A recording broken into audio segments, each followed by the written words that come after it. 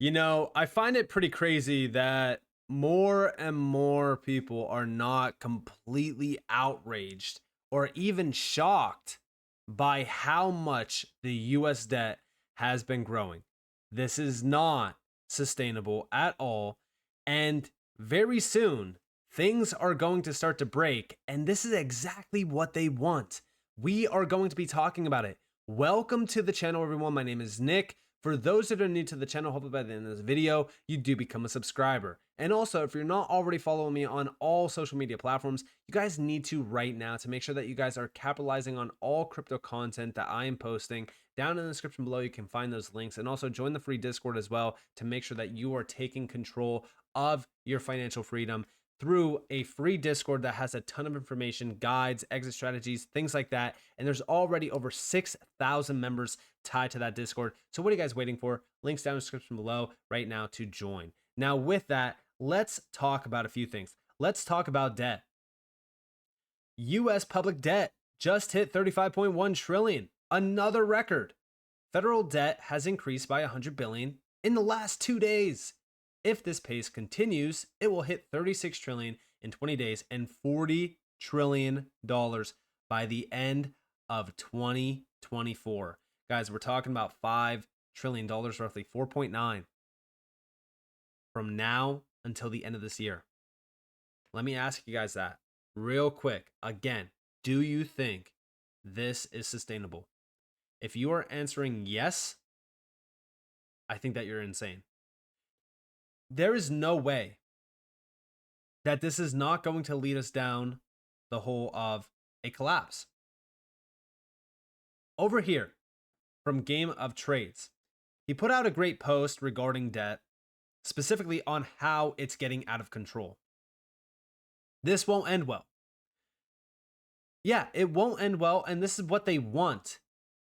I think so many people forget that the US and the people in control of the money supply and money itself, they're not dumb. They're not stupid. They're playing a game. They're playing a very strategic game that a lot of people are missing the end target.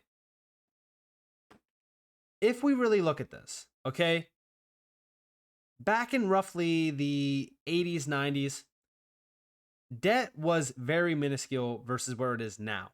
Yes, things were starting to get out of hand, but once 2000 hit, the amount of debt in the US went parabolic, literally went parabolic, especially after 08.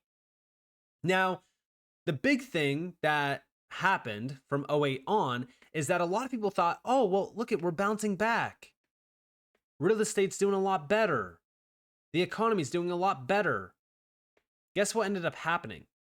They stimulated the economy and they falsified the bounce back by printing a massive amount of money and ultimately falsifying the reversal from 08. We actually are at a worse point in time than 08. We didn't bounce back. They just painted over the cracks with money that they printed. If we look at this, we have in the last 40 years, US debt has risen from 1 trillion to 35 trillion, with a shocking 3 trillion increase in just the last year alone. The rapid debt increase is now outpacing economic growth. In 2015, US GDP fell below total US debt for the first time in history. Today, debt stands at a staggering 35 trillion, while the economy is around 28 trillion. Like I said, it is worse than 08. This is extremely bad, and this is what they want. This is exactly what they want. The current US debt to GDP ratio is 122%. Guys, go back to 08. This, by the way, is proof that we never bounced back from 08. Look at 08 versus where we are at right now, versus where we are headed in terms of GDP, percentage of debt to GDP. We did not bounce back. We just tried to tape broken glass together by grossly printing and stimulating the economy. Interestingly, the stock market seems unfazed by the rising debt to GDP ratio despite high debt levels since 2010. The market has seen strong performance. Now, the question is, how long can this continue on? without something breaking in a very large way? Well, it's going to end up breaking. We just don't know when. This is why we have to be very cautious, by the way. But if we really look at what's happening here, I am expecting another sort of 08 like move in this market and even beyond this market.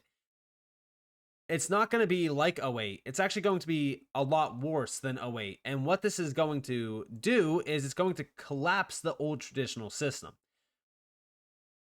I've outlined this on many occasions. And recently, a lot of this got brought up by an individual on X, and it kind of went viral. If we actually look at this, almost 700,000 views, massive amount of likes, massive amount of retweets, and it is because the stage is being set for the biggest financial crash in history. Now, this was posted by Ian Carroll. Now, if we look at this, no more bailouts are going to happen. And they're not going to try to fix this at all. In fact, it's only going to get a lot worse from here on out. There's not going to be a bounce back. The economy's not going to fix itself. And this is what I've said. What this is really building for, drum roll please, the reset to a digital financial system.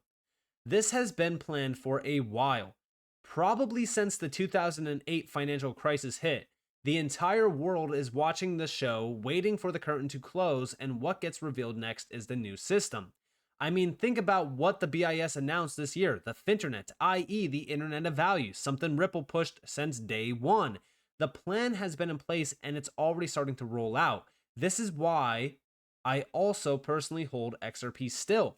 From all the research I have done, it's clear there is a role for it to fill. And if we really think about this, recently, and if we're talking about debt, Trump said that, oh, we'll just utilize Bitcoin to pay off the debt. We'll just utilize Bitcoin for the debt.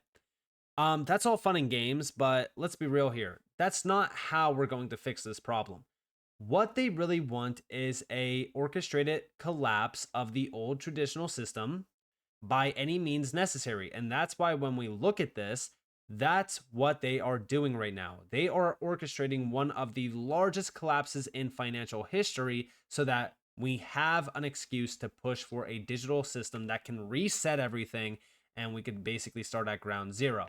Over here we have from Subjective Views, Managing Director of the BIS org, Augustin Carstens, states tokenized financial assets can be brought on the unified ledger. It's an example of a giant leap in financial architecture.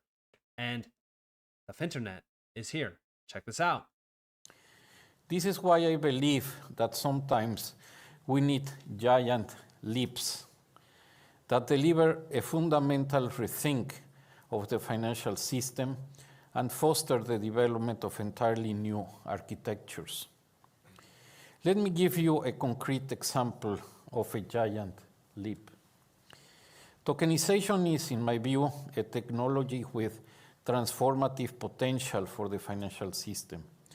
Tokenized digital assets contain both the information necessary to uniquely identify assets and their owners, as well as the rules and logic governing their use. When correctly used, tokens could increase the speed, lower the cost, and heighten the efficiency of financial transactions. Note my qualifier, correctly used. It is important. By themselves, tokenized assets could improve the financial system only incrementally. If tokens were to trade through existing financial pipes, they would have to rely on the same long and complex sequences of messages passed back and forth between financial institutions. And these complex sentences are the cause of many costs and delays in today's financial system. To unleash the promise of tokenization, i.e. to deliver a giant leap, we need to bring the different kinds of tokens together. Commercial bank money, central bank money, tokens on different assets. Unified ledgers are the platforms where this can happen. Once these different tokens are brought together in the same programmable platforms, new functionalities can be deployed, like smart contracts and composability. With them, sequences of transactions could be automated and seamlessly integrated. This would eliminate the need for manual interventions and redundant compliance controls, two issues that significantly delay transactions along the chain of a cross-border payment.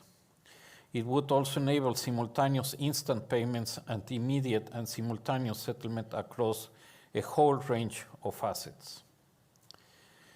Tokens could, in principle, contain any financial asset, but tokenized money is a core requirement.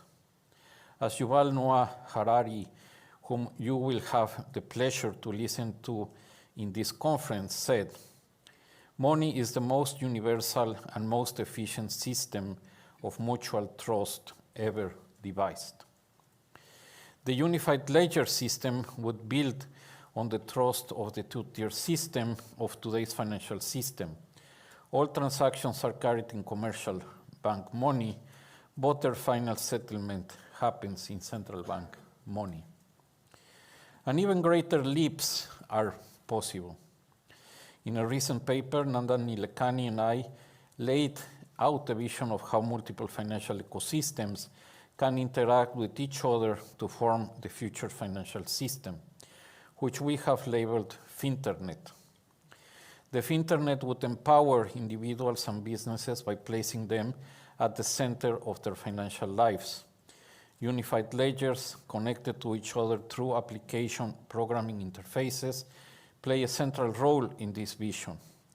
They would be accompanied by a rich canopy of associated financial applications and services, delivering more choice and lower costs to users.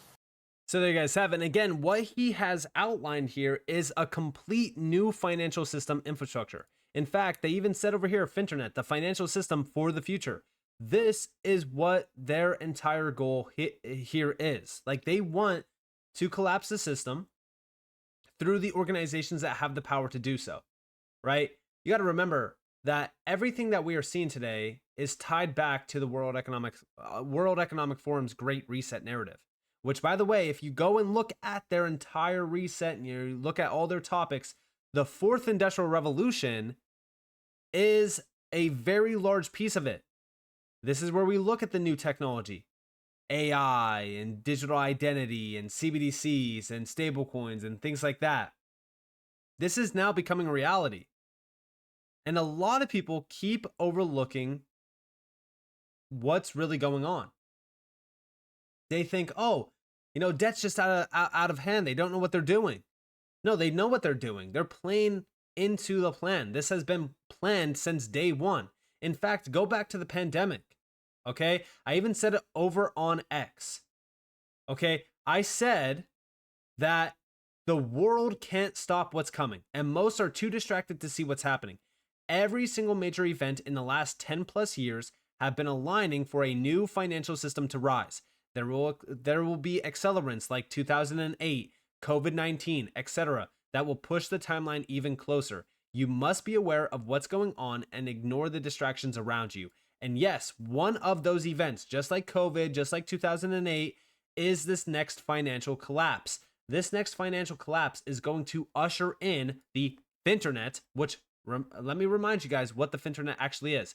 It is the internet of value, something that's been being pushed by Ripple also since going all the way back to like 2016, 2015.